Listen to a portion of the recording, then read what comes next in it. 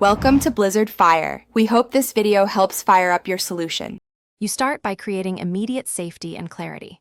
First, step between children if needed, lower your voice, and use one firm sentence. This sets boundaries. Explain briefly why hitting is not allowed and give a 1-2 choice, like toy now or together later, so the toddler feels control. Once done, remove the trigger calmly and model the emotion name. You are teaching behavior by example, not punishment, so keep movements slow and words clear to avoid escalating tension. Now teach what to do instead of hitting. You show and rehearse alternatives. During a calm window, role-play using words, a stressed toy, or walking away. Demonstrate each step slowly so the toddler can copy. Practice for short, frequent sessions. 2-3 minutes several times a day works best.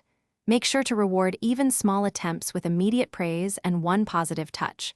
Once the behavior is learned, reinforce it consistently, because repetition plus positive feedback builds new habits. Finish by stabilizing your approach and troubleshooting. You apply the same calm consequence every time, brief removal of attention, short timeout, or redirection, so the toddler learns predictability. Keep a simple log for 3-7 days to spot triggers like fatigue or hunger, and then adjust naps, snacks, or supervision accordingly. If hitting persists despite consistency, make sure to seek pediatric advice or a child behavior specialist. This helps rule out medical or developmental causes and gives you tailored strategies. Thanks for watching. If you found this helpful, don't forget to like and subscribe.